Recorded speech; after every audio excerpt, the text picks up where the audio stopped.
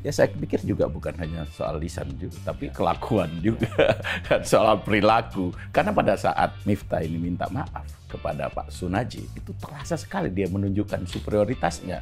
Yang ini dirangkulnya dengan agak minta maaf kok begitu dalam hati. Dan setelah dia minta maaf juga netizen makin panas itu kan. Saya lebih prihatin lagi di sekitarnya. Iya, itu justru yang itu juga katanya juga penceramah, ahli-ahli agama. Itu juga tertawa terpingkal-pingkal sampai badannya tuh bergunjang-gunjang gitu. Jadi mungkin ada yang salah ya dalam kehidupan mereka itu ya. Saya ingat perkataan almarhum Kiai Haji Abdurrahman Wahid Gus Dur ya. Humor tertinggi itu ialah ketika kita bisa mentertawakan diri kita sendiri. Sementara humor terburuk adalah ketika kita menertawakan orang yang lemah.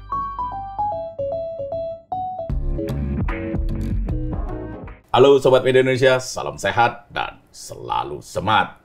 Jumpa lagi bersama kami dalam program Ordal, obrolan mendalam bersama orang-orang dalam. Saya Haryanto Bujel, ada Mas Jaka Budi Santoso. Ya. Sehat Mas? Alhamdulillah. Sehat. Mas Abdul Qahar. Ya, Sehat. lidahnya agak ini.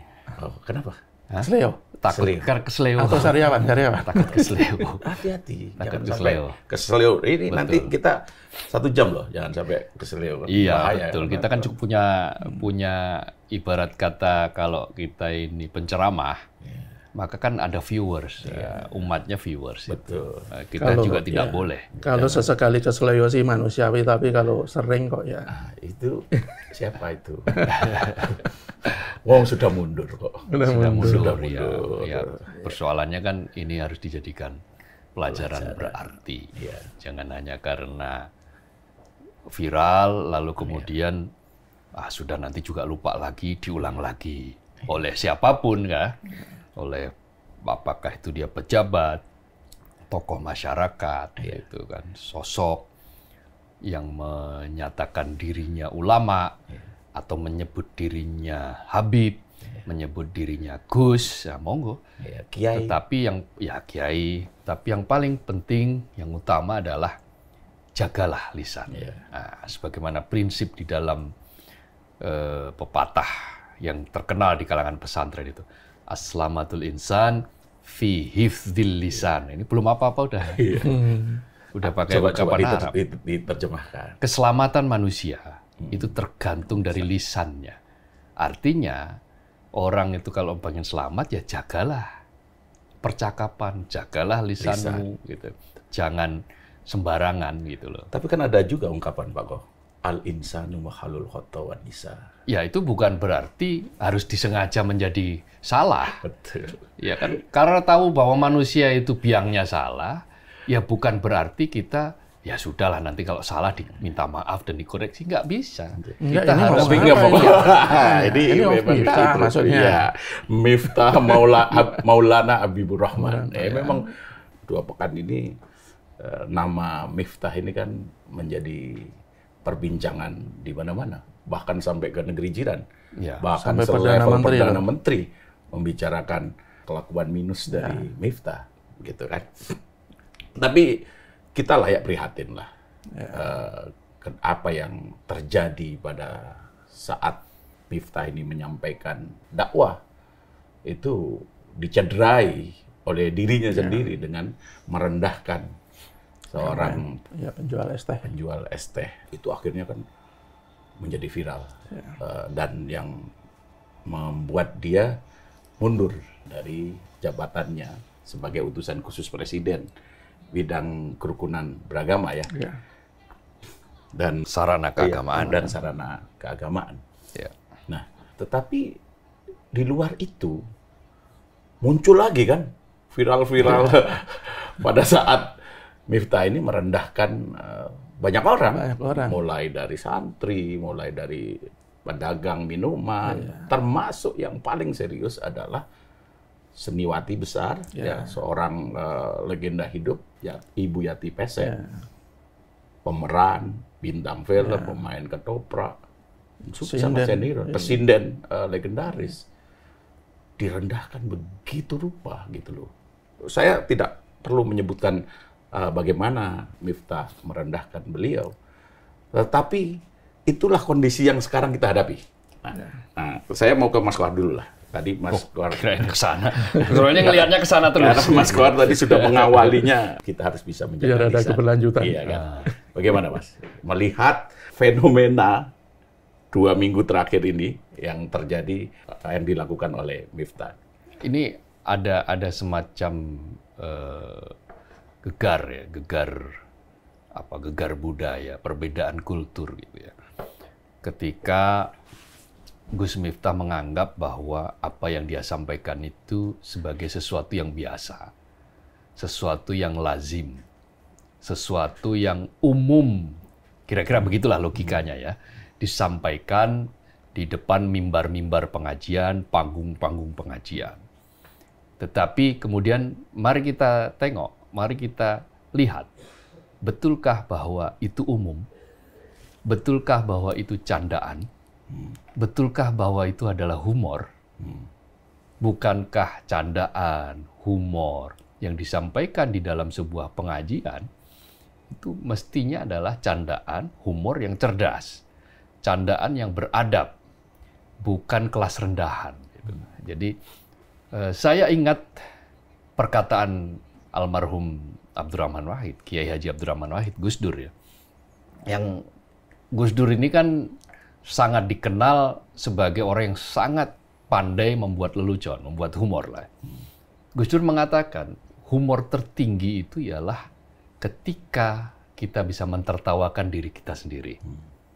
Sementara humor terburuk, ini kata Gus Dur ya, humor terburuk adalah ketika kita menertawakan orang yang lemah. Bukan orang lain, menertawakan orang yang lemah. Itu humor terburuk. Makanya yang saya pernah saksikan dari sekian banyak humor Gus Dur itu adalah humor yang memegang filosofi itu. Yaitu humor yang mencerdaskan, humor yang bernilai tinggi. Bukan humor yang buruk. Gus Dur itu nggak pernah di mimbar-mimbar terbuka, di pengajian-pengajian, itu menyampaikan cemoohan, olok-olok kepada orang-orang yang lemah. Orang-orang yang memang secara kehidupan sedang tidak beruntung. Bukan untuk ditertawakan. Sebetulnya hal semacam itu. Bukan untuk dijadikan sebagai objek atau bahan tertawaan. Nah, karena itu, apakah iya bahwa candaan seperti itu lazim? Saya sudah, dari kecil itu saya kan banyak mengikuti pengajian-pengajian. Waktu saya kecil, di kampung saya, itu sangat terkenal ada kiai dari Blitar namanya Kiai Haji Yasin Yusuf. Itu setiap Maulid Nabi, Isra Mi'raj, peringatan apapun lah ya, hari-hari besar Islam, itu senantiasa diundang. Mungkin kalau sudah ada media sosial dia barangkali viral, itu udah bisa masuk YouTube. Tapi kan zaman tahun-tahun 80-an itu kan nggak ada YouTube. Humornya itu humor yang bisa menyasar kalangan manapun, termasuk kalangan bawah ya. Tetapi tidak ada saya menemukan kata-kata kasar, kata-kata mencemooh, merendahkan orang lain. Tidak ada. Meskipun dengan begitu saja saya sudah bisa terpingkal-pingkal.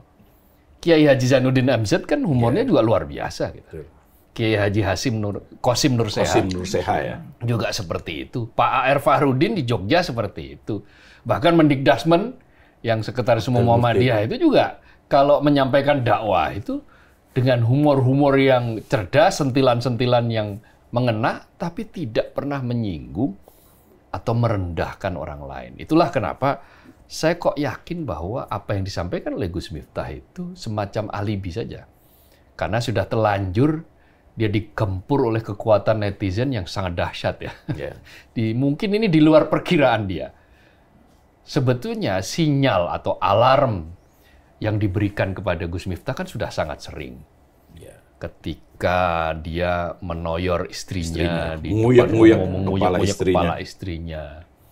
Lalu kemudian ketika ucapan-ucapan verbalnya yang sangat tidak pantas didengar, sangat kasar, itu sudah diviralkan jejak digitalnya oleh netizen, itu sebetulnya sudah peringatan stop, enough is enough semestinya.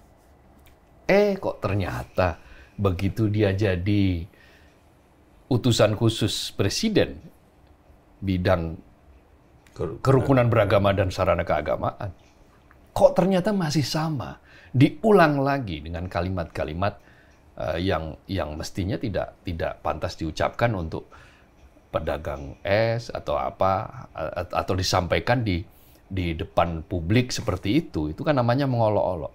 Ya kalau antar teman misalnya, antar kita, itu kan kalau di Jawa Timur misalnya orang ketemu, waduh, gitu, pakai bahasa umpatan Jawa Timur, ya itu kan tanda keakraban, tanda bercandaan, iya. Tetapi ini ketika di depan umum, Gus Miftah tidak mengenal Son Haji tahu Gus Miftah, tetapi kemudian faktanya disampaikan dengan sangat vulgar seperti itu. Muncul kemudian Bu Yati, atau yang menyebut dirinya Bu Yati Pesek, gitu. Kan dengan ungkapan-ungkapan seperti itu, dan terakhir kan diwawancarai sama Erik Estrada, Bu Yati itu dengan jujur mengatakan, ya saya sebetulnya memendam sakit hati yang dalam. Kok bisa saya dikatakan seperti itu? Saya sebetulnya sudah mengingatkan loh. Dia itu guru saya, maksudnya kok begini? Kok malah diteruskan? Ketika ngomong yang pertama, tadi ada gending bajing loncat, ini bajingannya saya ajak ke atas panggung, dan seterusnya, dan seterusnya. Hal-hal yang semacam ini menunjukkan bahwa kemampuan atau kendali untuk menjaga lisan itu ternyata tidak dimiliki. Dan itu fatal bagi seorang pejabat di level apapun. Ingat loh, masih banyak utusan khusus presiden yang potensial juga untuk kepleset lidahnya. Di forum ini kan kita pernah membahas tuh. Ada Yusril Iza Mahendra, ada Natalius Baigai, ada Yandri, gitu kan. Ada Giring, gitu kan. Itu tidak terlalu fatal. Yang fatal baru ini. Nah, mudah-mudahan tidak ada lagi. Ini introspeksi. Ya saya pikir juga bukan hanya soal lisan juga, tapi kelakuan juga, soal perilaku. Karena pada saat Miftah ini minta maaf kepada Pak Sunarji, itu terasa sekali dia menunjukkan superioritasnya. Yang ini dirangkulnya dengan agak minta maaf kok begitu dalam hati. Dan setelah dia minta apa juga makin netizen makin panas itu kan. Bahkan setelah itu kemudian kan mengundang Pak Sunarji untuk datang ke kediamannya di pesantren Ora Aji. Hal yang sama juga dilakukan. Jadi saya pikir ada persoalan yang sangat serius ini, seorang Miftah ini sebagai pendakwah gitu. Apapun, karena dia ini menyampaikan segala sesuatu kepada umat kan. Padahal harapannya kan dia mendakwakan hal-hal kebaikan gitu. Tetapi di luar itu banyak sekali contoh-contoh buruk yang dia lakukan kan gitu. Ya, bisa jadi ada juga yang menganggap memang karakternya seperti itu. Makanya kita bilang begini, kalau kesalahan dilakukan sekali atau dua kali itu mungkin manusiawi lah ya. Meskipun kesalahan di tempat umum itu meskipun sekali juga tidak bisa ditoleransi. Tetapi apalagi kalau dilakukan berkali-kali, tadi disebutkan tidak hanya sekali ini menghina atau merendahkan penjual es teh, sebelumnya juga ada. Tadi Mas Ari bilang pemain organ dalam sebuah pengajian, kemudian terakhir yang paling fatal Ibu Yati Pesek. Jadi saya juga nggak habis pikir kok, ketika orang biasa melakukan itu tidak diperbolehkan. Apalagi yang melakukan itu seorang penceramah, apalagi yang melakukan itu juga seorang pejabat publik. Penceramah itu kan harusnya dia punya pengendalian diri yang luar biasa. Dia harus memberikan contoh bagaimana kita itu membuat kebaikan, meskipun kebaikan itu hanya dalam tataran lisan, bukan malah mengajarkan keburukan meskipun itu hanya dalam ucapan. Kata goblok itu, ya kalau kita antar kita itu atau anak-anak muda itu mungkin terbiasa ya, goblok lu. Nah, itu tapi kan di internal mereka, bukan di tempat umum. Kalau di tempat umum pun, meskipun di antara mereka, itu juga secara nilai juga tidak bagus. Apalagi itu dilakukan di tempat yang ribuan orang, di sebuah pengajian yang sekali lagi harusnya memberikan contoh-contoh kebaikan, dan sekali lagi itu dilakukan oleh seorang penceramah yang juga pejabat publik. Dan berlabel Gus. Berlabel Gus. Pejabat publik itu kan terikat oleh aturan-aturan atau kaidah-kaidah bagaimana mereka menjunjung tinggi etika, menjunjung tinggi keadaban, tidak boleh serta-merta mencontohkan etika yang buruk, keadaban yang jelek. Dan terus terang apa yang dilakukan oleh Miftah ini bagaimana seorang pejabat publik, seorang penceramah yang justru mencontohkan hal-hal yang sangat buruk. Dan saya lebih prihatin lagi di sekitarnya, itu justru yang itu juga katanya juga penceramah, ahli-ahli agama, itu juga tertawa terpingkal-pingkal sampai badannya tuh bergunjang-gunjang gitu. Jadi saya kok mungkin ada yang salah ya dalam kehidupan mereka itu ya. Yang menghina orang kecil justru membuat mereka girang, dan ini ada sesuatu yang menurut saya sudah kelewatan. Ya, padahal Rasulullah kan pernah bersabda, janganlah kalian tertawa berlebihan. Betul. Karena tertawa berlebihan itu akan mematikan hati, gitu kan. Dan itu dilakukan oleh orang dengan label ulama, orang dengan label kiai, dengan predikat ustadz, gus dan sebagainya. Itu, aduh, saya kalau melihat video itu betul-betul memang prihatin. Yang sebelah kiri itu yang sampai itu nggak tahu siapa. Ada yang anak muda itu namanya Zaidan Yahya. Zaidan. Kalau nggak salah itu keponakan dari Habib Lutfi. Keturunan Habib lah ya. Keturunan Habib. Dan memang ada predikat Habib di depan namanya. Nah, dan saya beberapa kali melihat di video, ada beberapa yang viral juga, si Zaidan Yahya ini, itu akhirnya kan dibongkar semua. Ada satu video yang menunjukkan entah siapa, ada suara perempuan di dalam rumahnya mengatakan, oh ini anak ajaib, 2 hari tidak tidur. Kenapa ini? Ya, kira-kira seperti itu kan. Kemudian banyak orang berspekulasi macam-macam kan, gitu. Terus kemudian dalam ceramah juga banyak sekali guyonan-guyonan yang mesum. Saya ada satu yang saya ingat. Ada satu jemaah perempuan yang bertanya gitu. Kemudian terlibat di dialog.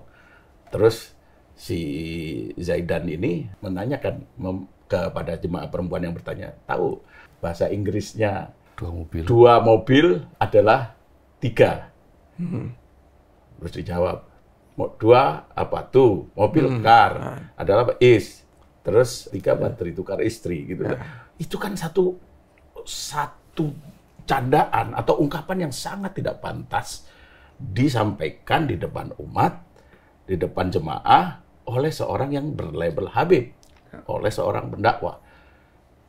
Nah, sekarang itu kan semuanya akhirnya kan dibelejetin betul itu sama netizen kan. Instagramnya dihajar habis. Termasuk Gus Usman Ali, pengasuh Ponpes Api Al-Huda di Magelang, di Mertoyudan.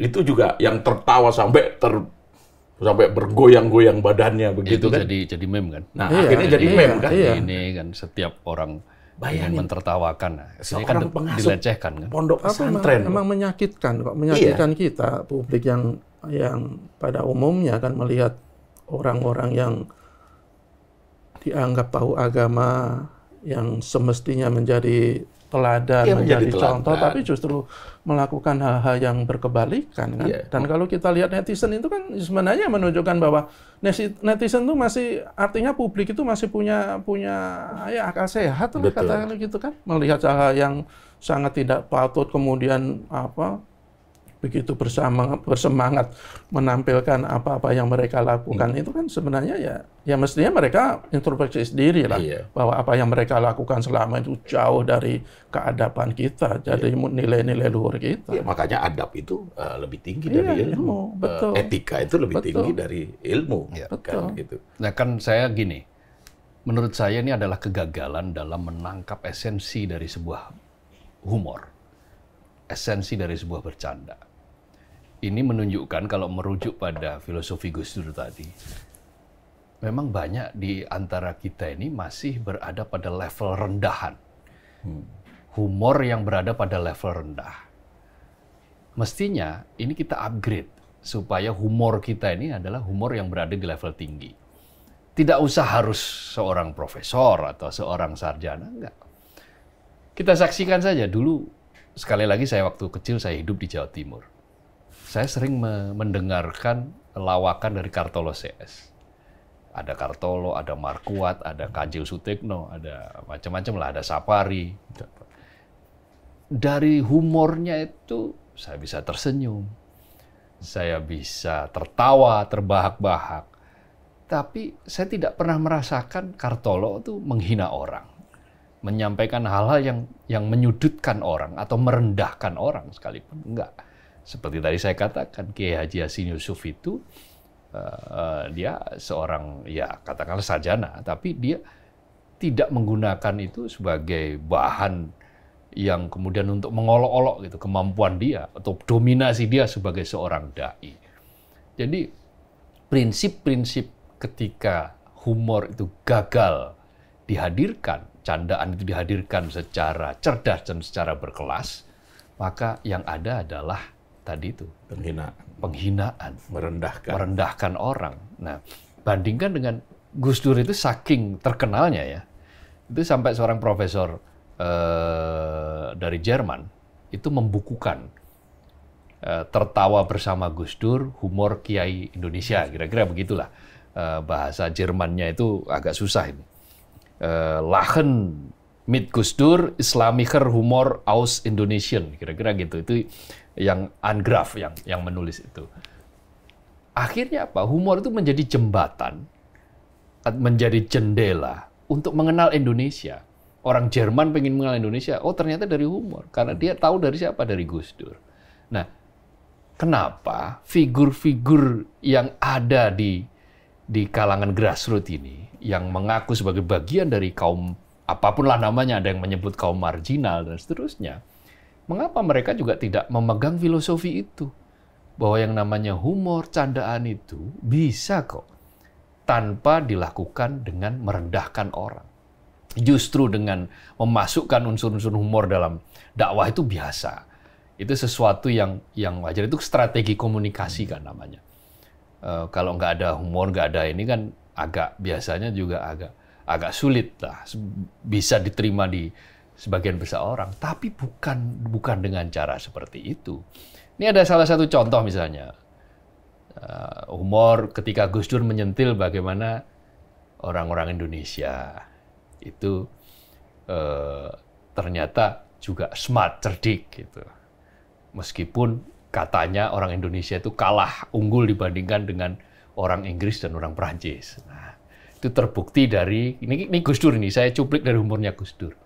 Suatu hari ada 3 orang naik kapal, banyak ya, kapalnya tenggelam. Lalu ada yang 3 orang selamat, yang satu itu asalnya Inggris, yang satu Perancis, yang satu Indonesia. Mereka ada di balok kayu gitu, kayu gede itu, 3-tiganya itu bersandar di kayu itu. Terus tiba-tiba ada botol lewat itu dikait, diambil gitu. Ternyata ada jin di situ.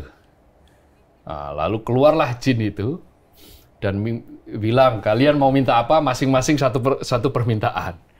Yang Inggris minta, wahai jin, saya ini lahir di Inggris. Istri saya orang Inggris. Anak-anak saya juga lahir di Inggris. Kehidupan saya di Inggris. Kantor saya di Inggris. Teman-teman saya di Inggris. Saya sekarang terdampar di sini. Saya punya satu permintaan saja. Kembalikan saya ke Inggris. Klub hilang. Lalu yang kedua orang Perancis. Sama, saya orang Perancis. Istri saya orang Paris. Saya menikah di Paris. Anak-anak saya lahir di Paris. Kantor saya di Paris. Teman-teman kerja saya semua di Paris. Maka saya hanya minta satu, kembalikan saya ke Paris. Celeng, hilang langsung ke Paris. Nah, akhirnya kan orang Indonesia kan. Nah, ditanyalah sama jin. Kamu dari mana? Indonesia. Kamu minta apa? Satu. Kok sekarang jadi sepi ya saya sendiri? Ya sudahlah, saya minta 2 orang teman saya kembalikan ke sini. Akhirnya kembali lagi. Nah, itu kan kita tertawa mendengar humor itu tanpa harus merendahkan orang. Itu Gus Dur, dan banyak lagi humor Gus Dur yang bisa kita dengar, kita baca gitu. Ada buku namanya Mati Ketawa ala Rusia. Yang pengantarnya ada Gus Dur di situ. Lalu ada dibikinlah di Indonesia tuh Mati Ketawa ala Madura dan seterusnya. Jadi ketika dakwah disampaikan dengan cara yang renyah, itu akan mengena. Tetapi ketika di situ isinya umpatan, orang tertawa pun sebenarnya tertawa terpaksa. Bahkan kalau nggak tertawa takut dosa kan gitu. Kan kalau yang umum kan mau tertawa takut dosa. Kalau ini mau nggak tertawa takut dosa. Takut dosa dalam pengertian tanda kutip ya. Dosa karena dianggap nggak berpartisipasi itu kan. Karena Gus Miftah itu tokoh yang mereka kagumi, sehingga kalau Gus Miftah mencoba untuk melucu ya harus ada partisipasi lah, tertawa kanan kiri. Nah karena itu saya melihat, apalagi ketika Gus Miftah sudah menjadi pejabat, utusan, maka offside di sini. Nah, karena itu, ya untungnya dia mundur itu. Dia merasa diri, dia tahu diri, dia kemudian mundur dan berjanji untuk melakukan sejumlah introspeksi. Ya kita lihat aja hasilnya, 1 bulan, 2 bulan, 3 bulan yang akan datang. Apakah dia akan mengintroduksi atau memproduksi candaan-candaan yang makin berkelas, atau justru sebaliknya, dia tetap berada dalam posisi candaan-candaan yang menyakitkan banyak orang dan banyak kalangan. Tapi saat dia menyampaikan pernyataan mundur itu, itu dia sampaikan karena cintanya dia pada Pak Prabowo. Kira-kira begitu ya, kurang lebih. Selain sebagai bentuk pertanggungjawaban. Tapi tidak ada satu patah kata pun permintaan maaf kepada orang-orang yang telah dia cederai. Tidak memberikan pernyataan maaf secara terbuka. Yang betul bahwa dia sudah datang, Sonaji. Tapi kan dia melakukan itu tidak hanya kepada Sonaji. Kepada banyak orang yang ikut dalam kegiatannya. Itu yang buat saya masih belum cukup. Jadi bagi saya, Miftah hanya berpikiran tentang dirinya saja. Dia tidak berpikir pada umat yang telah dia cederai. Dugaan. Ya, itu perspektif saya. Perspektif saya. Ya, kita kan nggak tahu. Siapa tahu dia diam-diam ternyata dia sudah telepon Bu Yati. Iya, betul. Tetapi kepada publik ya. Kepada publik yang kan kita mendapatkan contoh yang sangat buruk. Itu dia memberikan contoh yang menurut saya sangat buruk kepada, apalagi itu sudah diakses oleh sekian banyak orang. Yang nonton pengajian dia aja itu berapa banyak gitu. Itu sudah bisa dihitung ribuan bahkan puluhan ribu gitu. Apalagi kemudian videonya menjadi viral. Gitu. Ya, akan lebih bagus emang Miftah ini menyampaikan secara terbuka ke depan publik, ya dia minta maaf bahwa dia sudah memberikan contoh-contoh yang tidak baik, meskipun katanya alasannya candaan, tapi kan candaan yang sama sekali tidak bisa diterima kan. Dan akan lebih bagus kalau dia menyampaikan kepada publik lewat apalah, yang penting dia sudah betul-betul menyadari bahwa apa yang dia lakukan itu memang salah. Tetapi kita apapun kita juga harus angkat topi ya. Akhirnya dia mundur. Itu sebuah bentuk pertanggungjawaban, karena kalau dia tidak mundur, dia akan menjadi beban istana. Apalagi kalau istana juga akan membiarkan dia tetap menjadi utusan khusus kan, itu akan tetap menjadi beban istana dan itu akan menimbulkan resistensi di kalangan publik. Jadi menurut saya ini adalah sebuah pelajaran yang sangat berharga khususnya bagi para penceramah, khususnya bagi orang-orang yang katanya ahli agama. Jangan-jangan akan ada anggapan juga begini, jangan-jangan mereka membuat humor-humor yang merendahkan orang lain itu untuk menutupi ya kemampuan dia dalam soal agama sebenarnya belum cukup. Kan belakangan beredar tuh ada salah satu kiai yang menyebutkan bahwa Miftah ini untuk bacaan Arabnya itu banyak keliru. Kan beredar kan itu kan. Ya kita tidak menginginkan itu, kita tetap berharap bahwa Miftah ini pengetahuannya soal agama memang betul-betul bagus juga, artinya dia bisa memberikan pengajian-pengajian yang memang benar. Tetapi sekali lagi jangan ada anggapan ya karena dia belum cukup kemampuan kemudian dia melemparkan humor-humor yang jauh sangat tidak berkelas. Itu yang kita harapkan. Dan menurut saya begini, kenapa orang-orang seperti Miftah itu mendapatkan tempat di kalangan publik, ya karena masih ada orang-orang yang terus terang saya juga agak bingung. Kenapa ada orang tokoh-tokoh agama yang kelakuannya seperti itu, tetapi masih banyak sekali penggemarnya, pengikutnya ya. Ya itu yang jadi soal yang sangat serius makanya, itu. Ya termasuk kemarin itu, kenapa ketika seorang Miftah itu melakukan candaan yang sangat merendahkan, kok publik atau mereka yang mengikuti pengajian juga tertawa terbahak-bahak. Meskipun kalau kita lihat di videonya tuh ada beberapa yang kelihatan tidak tertawa dan kelihatan tidak nyaman gitu loh. Saya pikir ini harus menjadi koreksi yang luar biasa begini, seorang penceramah itu tidak harus melucu yang kebablasan kok. Dia tidak melucu pun juga kalau dia punya pengetahuan yang sangat luar biasa seperti Khawarij Shihab itu. Dia kan jarang sekali, hampir tidak pernah melucu. Tapi kalau kita mendengarkan apa yang disampaikan, itu bisa mengena betul ke kita. Kita bisa dengan mudah memahami juga. Ya Gus Baha lah. Gus Baha itu kan hampir tidak pernah melucu. Dia penampilannya sangat sederhana. Sering melucu. Iya, tapi kan tidak lucunya itu tidak melucu yang kebablasan seperti itu kan. Iya, lucunya lucu cerdas. Dan penampilannya juga sangat sederhana. Jadi orang malah betul-betul simpati, malah betul-betul bisa mengikuti apa yang dia sampaikan ketimbang para penceramah yang melucunya asal melucu. Kalau orang Jawa itu waton guyon, bukan guyon yang pakai waton kan? Waton jeplak. Waton jeplak kalau orang yang bahasa kasarnya. Ya itulah. Jadi ya mudah-mudahan Bu Miftah itu benar-benar mengaku bahwa apa yang dia sampaikan itu, yang sudah dia lakukan itu salah. Jadi pengakuan rasa bersalah itu benar-benar dari hatinya, tidak sekedar karena begitu masif serangan di kalangan netizen. Jadi ya mudah-mudahan dia akan mengubah karakternya selama ini.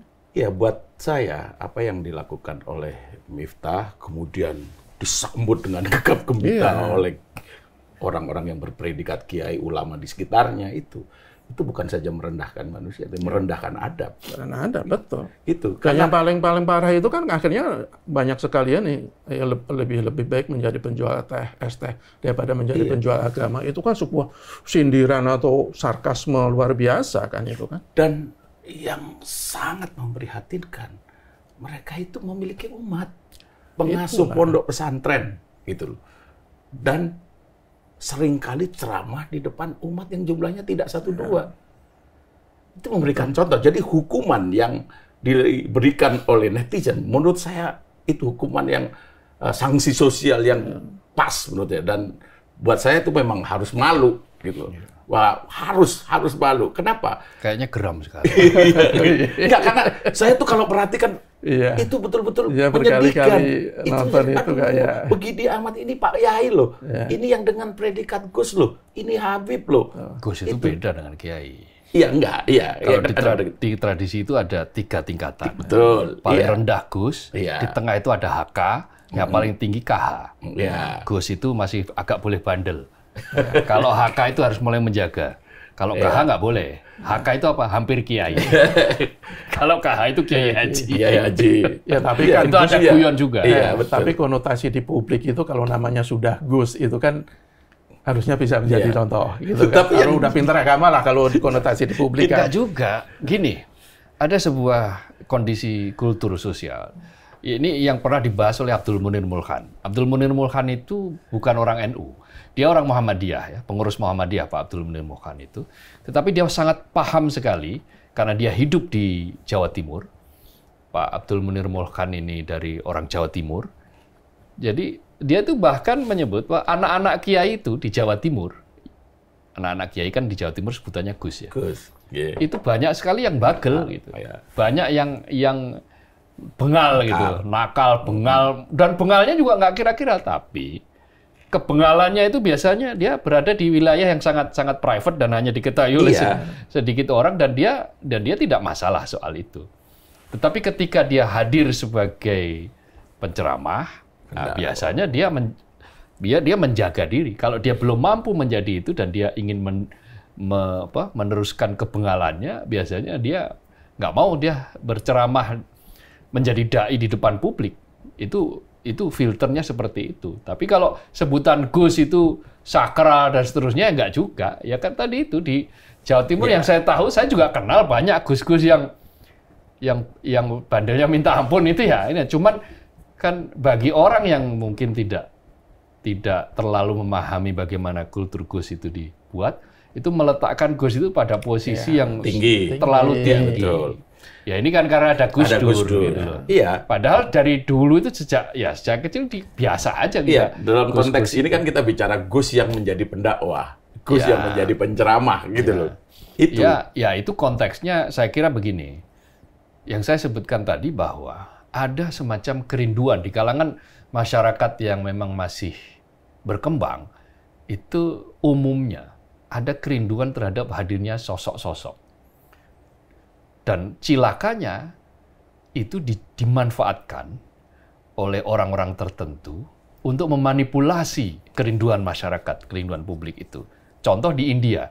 Di India itu sekarang banyak ditemukan makam-makam keramat palsu.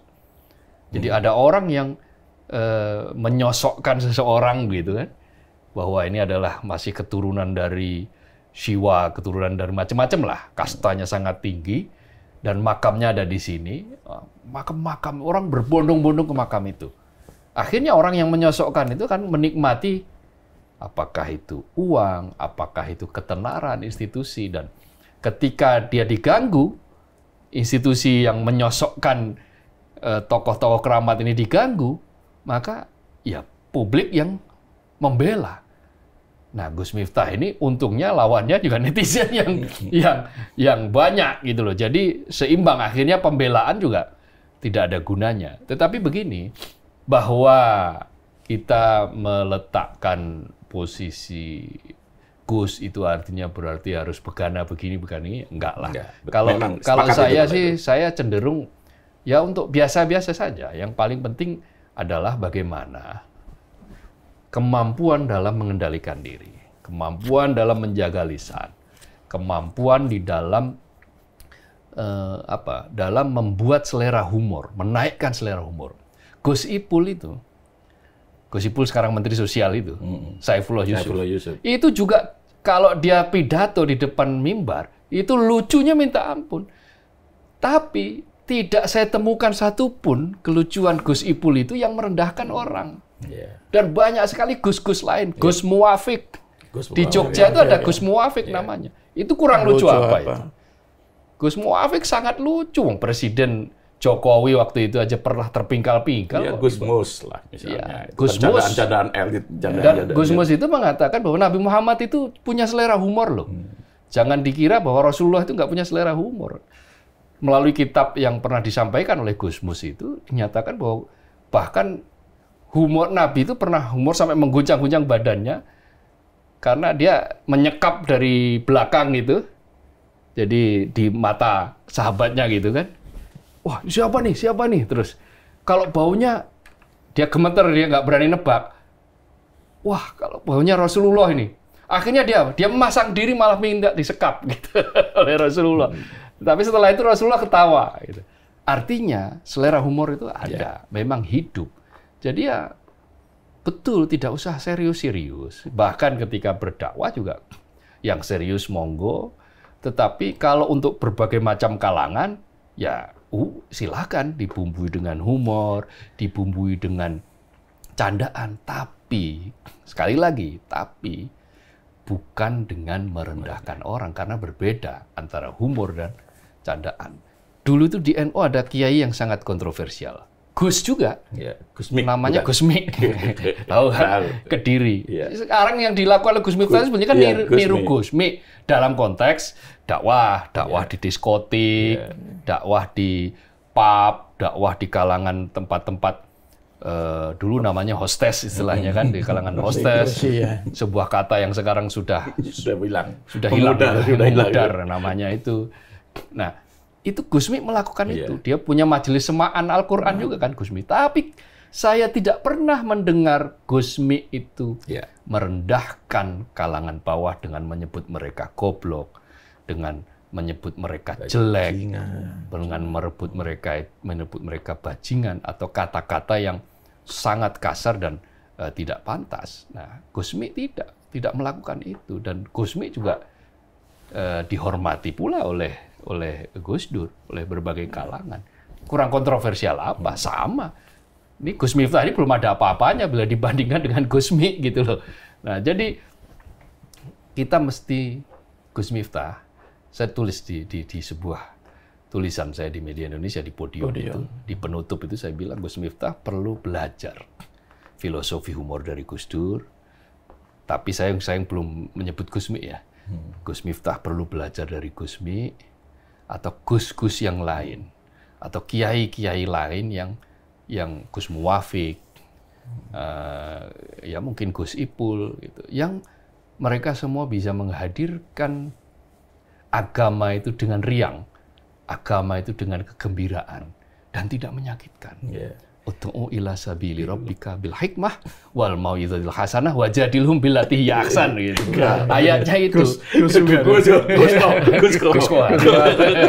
Gus Dul. Kalau mau belajar jadi pelatih sepak bola ya belajar ke Gus Idi. Gus Idi. Sampai Gus Idi untuk kena ini. Itu ada humornya juga. Gus Idi itu katanya keturunan Madura.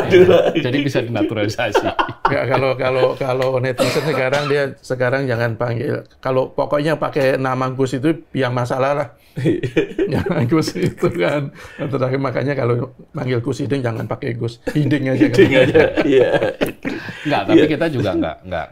Tapi bisa dipengaruhi. Yang membela Miftah ini juga banyak. Termasuk juga Gus Yusuf Kudori. Ya. Itu pengasuh pondok pesantren API ya, Tegal Rejo. Ya. Itu membela, dan kebetulan dia juga ada di panggung itu. Tapi setelah dia melakukan pembelaan, habis itu mulai dari akun media sosialnya, akun pribadinya, termasuk juga pesantrennya. Ya, mereka yang membela itu menurut saya sekedar memaknai bahwa apa yang dilakukan oleh Miftah ini candaan. Tidak disengaja. Tidak secara esensial. Tetapi kalau publik kan nggak memaknainya seperti itu. Mungkin Miftah ini bercanda, tetapi bercanda yang merendahkan orang lain, yang menyakiti orang lain, itu kan apapun alasannya kan tidak boleh dilakukan. Apalagi sekali lagi itu dilakukan oleh seorang penceramah, oleh pejabat publik. Saya menduga itu tidak bercanda. Dia sedang menunjukkan superioritasnya. Bisa jadi, tetapi kalau mereka yang membela itu kan alasannya seperti itu. Bahkan ada juga ketua PBN itu menurut saya kok ya keliru ya ketika mereka menganggap bahwa ya lebih baik kita ambil hikmahnya. Hikmahnya apa kata dia? Karena si Son Haji itu mendapatkan banyak rezeki. Itu hikmahnya bukan seperti itu. Apakah seseorang mendapatkan rezeki setelah dia dihinakan, setelah diejek, setelah diolok-olok itu sebagai sebuah hikmah yang baik? Menurut saya kok enggak ya. Ya hikmahnya harusnya ya Miftah ini harusnya mengoreksi diri. Itu hikmah yang semestinya betul-betul harus dia diambil. Bukan kok hikmahnya kita melihat karena mereka yang diajak mendapatkan rezeki, menurut saya kok keliru ya apa yang disampaikan oleh ketua PBNU itu. Termasuk wakil ketua PKB, Jazilul Fawaid. Nah, ini mengatakan kalau Miftah itu berkontribusi pada umat, gitu. Dan bahkan dia meminta kepada Pak Prabowo untuk tidak menerima pengunduran diri Miftah, gitu. Ini menurut saya agak sesat pikir. Ya kalau kontribusi sih kayak jelas lah. Kita bilang nggak ada yang nggak berkontribusi. Saya kira apa yang disampaikan oleh Gus Miftah dalam berbagai ceramah yang lain, di beberapa ceramah itu juga sebuah kebenaran yang harus kita terima, kita akui. Ketika dia berbicara tentang hakikat ibadah, ketika dia berbicara tentang pergaulan dan seterusnya, ketika dia berbicara tentang keragaman, itu adalah kebenaran-kebenaran yang tetap kita terima karena dia bukan datang dari pernyataannya Gus Miftah, tapi itu adalah penerjemahan Gus Miftah atas ayat-ayat Tuhan, atas ajaran-ajaran Rasul gitu. Jadi mana yang memang sebuah kebenaran, ya itu kita anggap sebagai sebuah kebenaran, kontribusi. Jadi ketika dia katakanlah dianggap dengan pondoknya itu kan gratis. Ya. Pondok Ora Aji di Sleman itu gratis loh. Makanya dengan ketika dia berceramah tarifnya mahal. Ya itu salah satunya untuk menghidupi pondok kan. Dan ya itu kan perdebatable. Artinya itu akan mengundang perdebatan. Tetap apakah pondok harus selalu megah atau tetapi kalau kita itu tidak ingin katakanlah misalnya ya sudahlah Gus Miftah ini urus saja pondok. Ya berarti harus kita siap untuk menjadi donaturnya. Kita juga harus konsisten. Jadi apa yang disampaikan oleh Gus Miftah, ya ada kontribusinya karena dia juga punya murid, dia punya pesantri, yang santrinya juga diajari berbagai kebaikan gitu ya. Tetapi ketika dia sedang menyampaikan hal-hal yang di luar kepantasan, ya harus kita kritik dong. Tidak selamanya kita bela. Maka saya menyampaikan respect kepada Presiden Prabowo yang mengatakan ya salah, tetap salah dan kemudian ya kesatria karena dia mundur, ya udah kesatria. Jadi problem kita ini adalah ketika orang sudah menyandang posisi sebagai pejabat publik, itu kadang-kadang dia tidak paham apa itu noblis oblig. Jadi semakin tinggi jabatan, maka akan semakin besar tanggung jawab. Termasuk dari sebelumnya dia menjadi dai saja, pimpinan pondok pesantren, lalu kemudian menjadi utusan khusus presiden. Maka tanggung jawabnya jelas lebih besar. Tidak bisa dia business as usual dengan kebiasaan-kebiasaan lama. Ada beberapa hal yang harus mulai dia kendalikan. Ketika dia gagal mengendalikan, ya dia kena tadi itu yang saya sebut aslamatul insan fi hifdzil lisan tadi itu. Dia tidak mampu menjaga lisannya, ya karena itu dia menjadi tidak selamat. Tidak selamat dalam konteks ya dia terpaksa harus digempur oleh banyak kalangan, dipaksa mundur, dipaksa menangis, dipaksa minta maaf. Ya akhirnya ya dia untuk sementara waktu mungkin dia hilang dari peredaran. Nah, begitulah cara skenario yang sangat misterius dari Tuhan gitu kan. Ketika bagaimana seorang yang terbiasa dengan kebiasaan-kebiasaan buruk, maka ya suatu saat keburukan itu akan menimpa dirinya juga. Karena itu pesan yang paling utama itu adalah ya ketika kita punya jabatan, ketika kita menjadi orang yang dianggap sebagai panutan, maka ya peliharalah lisan, jagalah perangai. Mulutmu harimaumu, mulutmu perangaimu gitu. Jadi kalau kata orang Betawi itu kan punya mata jangan selihat-lihatnya, punya kuping jangan sedengar-dengarnya, punya mulut jangan seomong-omongnya kan kira-kira gitu. Itu ungkapan yang terkenal di kalangan Betawi itu kan. Kebetulan istri saya Betawi. Saya juga sering mendengar istilah itu hidup di Betawi. Jadi itu sebuah pepatah yang pelajaran yang tidak bisa kita tinggalkan begitu saja. Ya, oke. Mas Jaka, apa catatan Mas Jaka terhadap ingar-bingar terkait dengan Miftah ini? Iya, yang pasti kan seorang penceramah agama, ahli agama itu kan tugas utama dia adalah memberikan contoh kebaikan, mengajarkan kebaikan. Ya sampaikan itu dengan cara-cara yang baik, bukan cara-cara yang justru mengumbar keburukan. Itu menurut saya catatan yang paling penting bagi kasus Miftah. Jadi kita berharap mungkin bisa jadi kan sekarang ada wacana untuk sertifikasi bagi penceramah ya. Mungkin, dan itu disampaikan waktu rapat di DPR dengan Menteri Agama kemarin. Menurut saya ada baiknya juga bahwa penceramah itu cara menyampaikan harus bagus, apa yang disampaikan juga harus yang baik, tidak radikal, tidak yang justru memecah belah umat misalnya. Tetapi yang tidak kalah penting juga cara menyampaikan itu. Apa yang disampaikan oleh Miftah itu kan caranya cara yang buruk, dan itu saya agak lega juga bahwa ternyata di kalangan publik, mayoritas publik itu masih menempatkan adab dan etika itu dalam posisi yang tinggi. Jadi ketika seseorang, apalagi seorang penceramah, apalagi seorang pejabat yang dinilai melanggar etika, jadi perlawanan di publik itu begitu keras. Yeah. Jadi di satu sisi menurut saya itu hikmah